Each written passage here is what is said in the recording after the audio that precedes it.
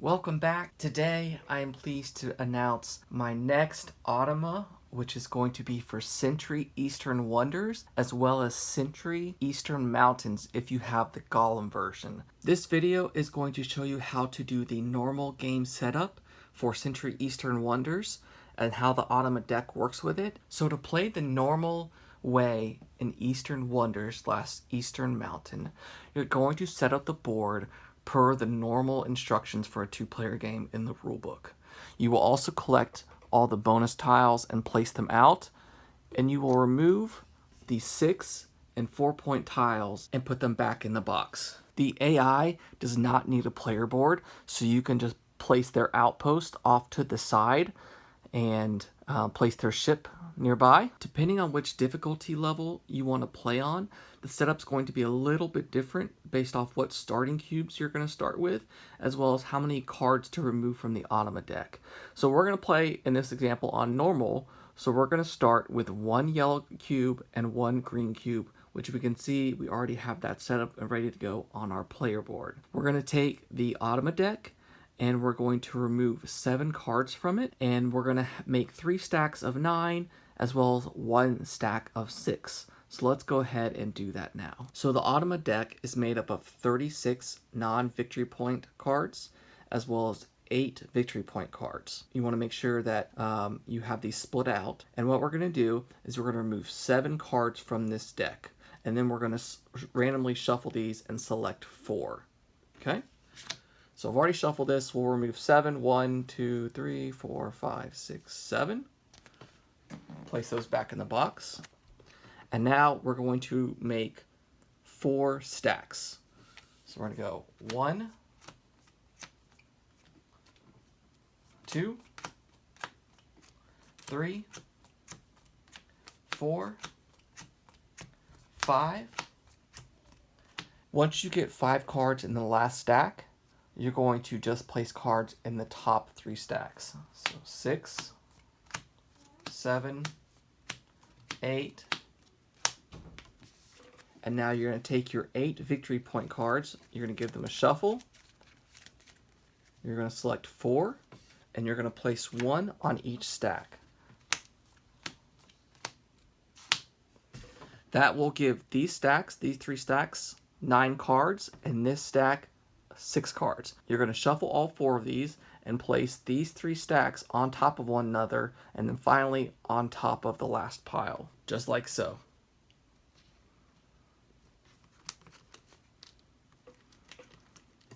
And this will be your Automa deck for the game. Now that the Automa deck has been created, you can go ahead and place your ship somewhere on the board, wherever you want to start. Let's say I go here. And then you'll go ahead and place a starting spot for the Automa. It can be anywhere on the board. Let's just say here. Finally, we need to seed the board with victory point tiles. So we'll grab 4 and just place them on the board. And then we'll grab 5 and add it to the X victory point, the closed port location, and give those a shuffle, and then place them next to the board. A game of Century Eastern Wonders is going to take place over a number of rounds. In those rounds, you will be going, and then the Automa will be going. No matter what difficulty you are playing on, you will always go first, and the Automa will always finish the round. So let's pretend that I just went. Let's say I moved here. I took a outpost and placed it on the yellow, and then I did this action, and I turned a green into 4 yellow and a red. Place those on my board like so. Now it is the Automa turn. All you're going to do is simply flip over one of these cards and do whatever actions are on it. Right off the bat, we're going to have an Automa taking a victory point tile. This means they're going to take a victory point tile. Here is the map layout, and it wants to go here. So it's simply going to move its ship there and take the victory point tile and add it to its player area. So boom. Take this, add it to its player area, and we're going to flip over a new one. You'll notice that there is a top and a bottom to this card. And if you look on the back, you can see that one says Solo Automa and then one says from sand to sea. So if you're just playing the normal way, all you're going to do is be looking at the map and what's on this top hand side. And you can see that this card says AI-37. And we'll get to set up for Sand and Sea and Call to Adventure for Golem Edition. But when that happens, all you're going to be doing is flipping these cards over to be playing on the Sand and Sea and Call to Adventure side. And when you flip them over, you're just going to be looking at this top section, and you can see right here it says Sand to Sea, as well as there's going to be a CTA on the Golem version that says that represents Call to Adventure. So that's all the Automa would do on its turn. So then it would go back to me. Let's say I did something, and now it's the Automa's turn again. We'll flip over a card. Once again, we're only looking at this top action, as this does not apply to the game mode that we're playing. We are going to move our ship here to the 4th spot down on the middle column, and it's going to place an outpost on that location. So it would move here, and it would take an outpost from its supply and place it on the location. The Automa never collects resources during the game. It never has to pay for outposts, so you don't have to worry about the fiddliness of keeping up with their resources. Let's say I win again, it's its turn again. Flip over another one. There's no action for it to take, but it will still move there. So it will simply move to this spot. Let's say, for example, I was there and it moved to this spot via the card. I would get a resource just like you would in a multiplayer game where another player has to pay you, or you have to pay another player. If the Automa moves onto your spot, you get to take a yellow resource from the supply and add it to your area. If you land on a spot that the Automa is at, you have to pay a resource to the bank. Looking at some of the other Automa cards in the Automa deck, there are only a few other actions that it will take. They will drop a resource wherever they start and then move.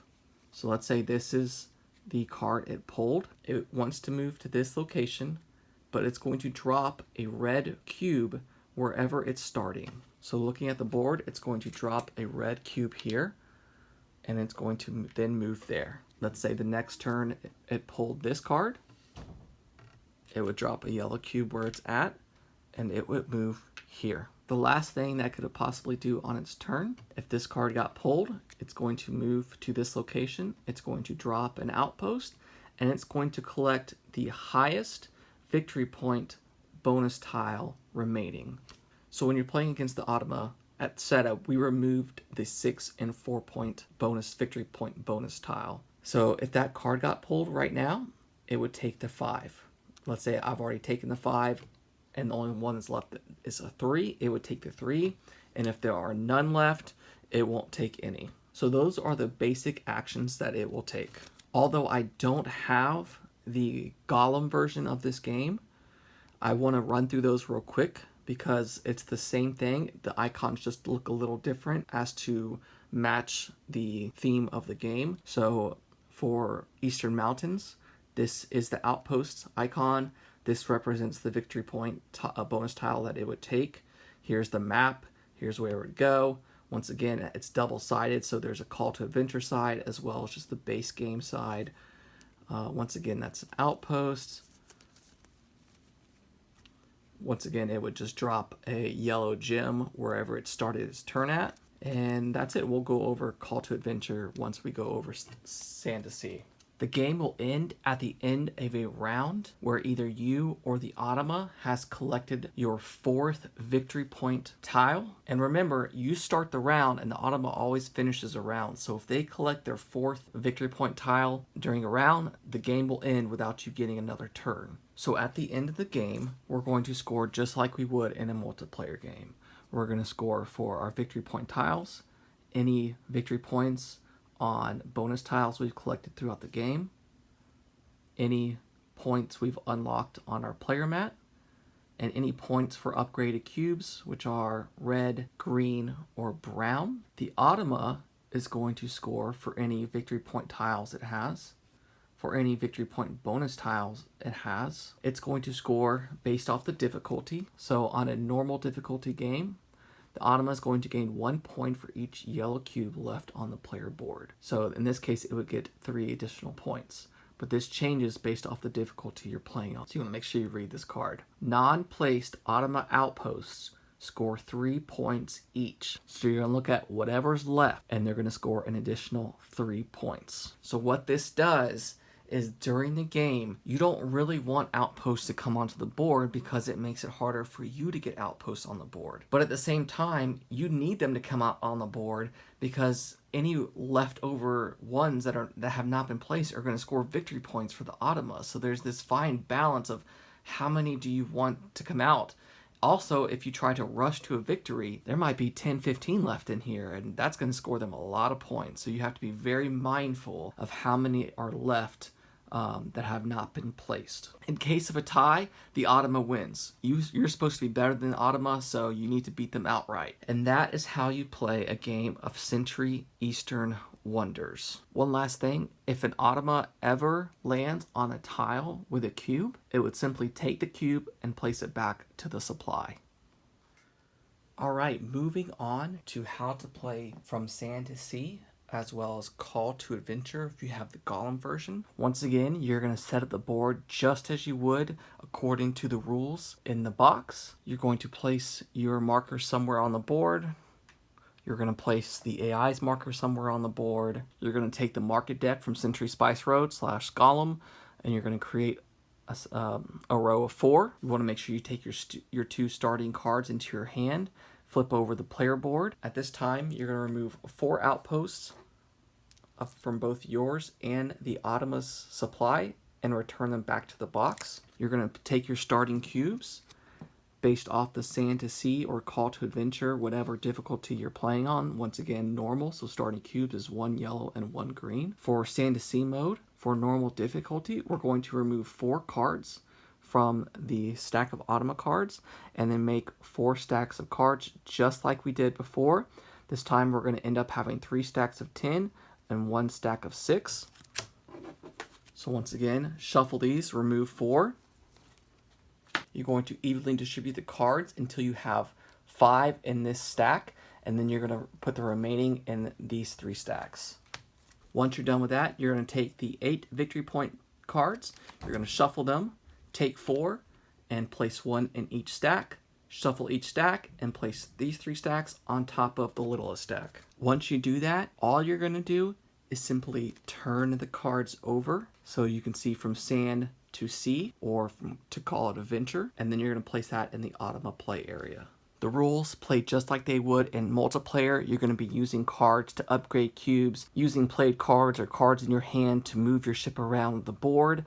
The Automa is allowed to land on these spots. So let's go ahead and look at some of the Automa cards to see the different actions it might take. They're basically the same, but there are a couple of differences. So once again, make sure you're looking at Sand to Sea, and this map orientation is always how it's set up. So this one is this one. If this was the card drawn, the AI would move here and would collect this victory point tile and add it to its play area. I would like to mention that in both the normal and Sand to Sea mode, if the Automa ever draws a card that says, hey, take this victory point, and it's a close port, it will simply move to the next location in clockwise order. So if this is closed, it would simply move its ship here and take this one. If you see this, then that simply means the Automa is going to take the first card in the market deck.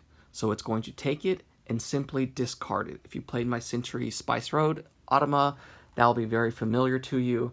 It's not going to collect these cards, it's simply going to discard it. If this was the card drawn, it's going to take the second card in this row, and it's going to drop a cube on the first slot. So it would drop a cube on the first slot and discard this card. All of these would move down, just like you would have to do. If you wanted the second slot, then you would have to drop cubes in front of the cards in front of it. If this was the card drawn, it would discard the 4th card in the slot, and it would drop cubes on each of the cards in front of that. This is the same. It would move here, and it would drop an outpost at that location. Once again, if the Automa ever lands on your tile, you will collect a yellow resource. If you ever land on a tile with the Automa, you will need to pay 1 resource to the bank. Additionally, make sure you remove the 6 and 4 point victory point tiles before you start, just like in the normal mode. And that is how you play Sand to Sea, as well as Call to Adventure. Once again, you're going to be taking a number of rounds until either you or the Automa has collected their 4th victory point tile. And the Automa is going to score based off any victory point tiles they've collected, any bonus victory points in their play area, and any cubes on your player mat based off of whatever difficulty you're playing on. Additionally, it's going to score for any non-placed outposts, and just make sure you reference the Sand to Sea mode based off the difficulty to see how much they are worth. And that is it, everyone. That's how you play Sand to Sea, Call to Adventure, and the normal modes for both Century Eastern Wonders and Century Eastern Mountains if you have the Golem version. I will be doing a full playthrough on both modes, so if you want to see both of these in actions, maybe you learn better that way. I like to watch playthroughs of games. I know that helps me, so maybe it'll help you. And if you have any other questions, you can geek mail me, leave a YouTube comment, just let me know, and I'll be happy to answer them. Thanks.